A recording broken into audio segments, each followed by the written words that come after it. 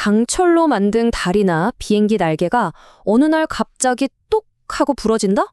상상만 해도 정말 끔찍하잖아요. 이런 보이지 않는 파괴를 일으키는 주범이 바로 피로라는 현상입니다.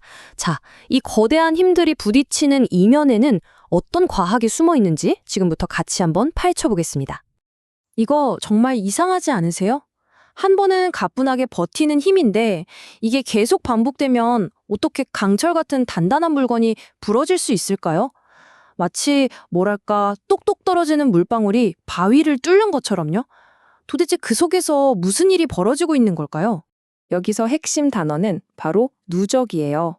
매번 힘이 가해질 때마다 우리 눈에는 보이지 않는 아주 작은 손상들이 생기거든요. 이게 차곡차곡 쌓이다가 어느 임계점을 딱 넘어버리면 그땐 돌이킬 수 없는 파괴로 이어지는 거죠. 그러니까 이건 갑자기 일어나는 사고가 아니라 아주 긴 시간 동안 서서히 진행되는 일종의 병 같은 겁니다. 바로 이 그림이 그 과정을 딱 보여주네요. 보세요. 처음에는 정말 미세한, 눈에 보이지도 않는 균열이 시작돼요. 이게 균열 발생 단계고요. 그러다 반복적인 힘을 받으면서 이 균열이 조금씩 자라납니다. 균열 전파 단계죠. 그러다가 마지막에 더 이상 버틸 수 없는 지경에 이르면 남은 부분이 한순간에 와장창 하고 부서지는 바로 최종 파단에 이르는 겁니다. 자, 이제 정말 중요한 숫자가 하나 나옵니다. 바로 1만. 만 번이죠. 공학 세계에서 이 숫자는 그냥 숫자가 아니에요. 이게 모든 걸 나누는 아주 중요한, 분기점 같은 역할을 하거든요. 네, 맞아요. 바로 이 1만 번을 기준으로 엔지니어들은 두 가지 완전히 다른 종류의 피로를 구분합니다. 1만 번보다 적게, 하지만 아주 강한 힘이 반복되는 저주기 피로가 있고요. 반대로 1만 번보다 훨씬 많이, 약한 힘이 끝도 없이 반복되는 고주기 피로가 있어요. 이 둘은 그냥 다른 게 아니라 문제를 해결하는 방식 자체가 완전히 다릅니다.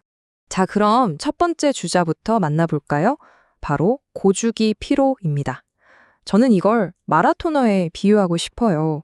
왜냐하면 약한 힘이 정말 끝도 없이 수백만 번, 수천만 번, 어쩔 땐 수십억 번까지 반복되는 그런 상황이거든요. 고주기 피로의 세계에서는 딱 하나만 기억하시면 돼요. 바로 응력, 즉 힘의 크기입니다. 여기서 가해지는 힘은 재료가 충분히 버틸 수 있는 탄성 범위 안에 있어요. 그러니까 고무줄을 당겼다가 놓으면 원래대로 돌아오는 것처럼 힘을 받아도 영구적인 손상 없이 원래 모습으로 착 돌아온다는 거죠. 그래서 고주기 피로를 다루는 엔지니어들의 목표는 아주 명확합니다. 바로 무한수명을 만드는 거죠. 이론적으로 절대 파괴되지 않게요. 여기 보시는 SN 선도가 바로 그 비법인데요. 잘 보시면 특정 응력 이하에서는 아무리 반복해도 파괴되지 않는 지점, 바로 피로 한도라는 게 존재해요. 그럼 엔지니어는 어떻게 할까요? 그렇죠. 부품에 가해지는 스트레스가 절대로 이 피로 한도를 넘지 않도록 설계해서 말 그대로 영원한 생명을 부여하는 겁니다. 자, 이제 마라토너의 세계를 떠나서 완전히 다른 세계로 가보겠습니다. 바로 저주기 피로의 세계. 이건 마치 엄청난 무게를 딱 몇 번만 드는 헤비리프터, 역도 선수 같다고 할 수 있어요. 횟수는 적지만 한 번 한 번이 재료에게는 어마어마한 부담이 되는 거죠. 여기가 진짜 재미있는 부분인데요. 이제 중요한 건 힘의 크기, 즉 응력이 아니에요. 핵심은 변형률, 다시 말해 재료가 얼마나 찌그러졌냐 하는 겁니다.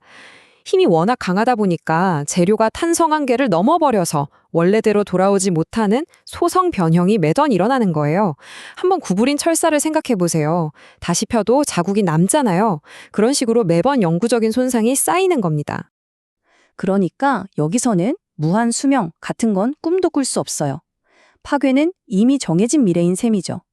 그럼 설계 목표가 어떻게 바뀔까요? 맞습니다.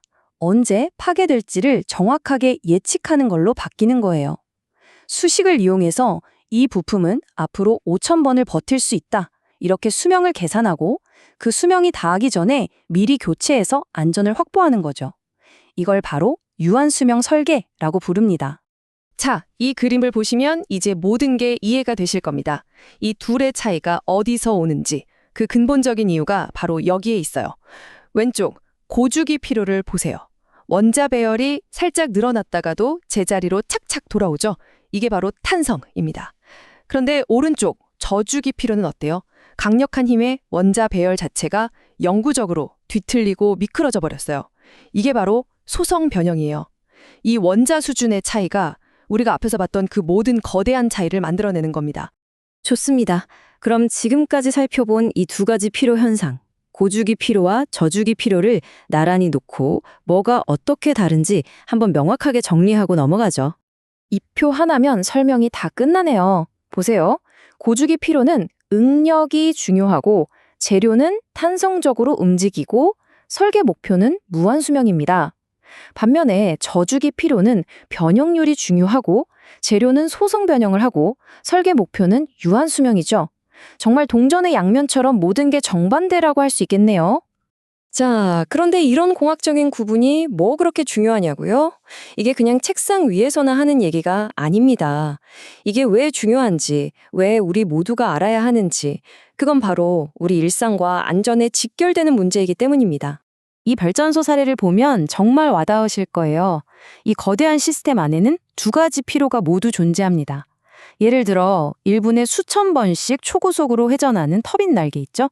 이건 수십억 번의 반복을 견뎌야 하는 전형적인 고주기 피로 문제입니다. 당연히 무한수명으로 설계해야겠죠. 반면에 발전소를 껐다 켤 때마다 엄청난 온도 변화 때문에 구조물이 늘어났다 줄어들었다 하거든요.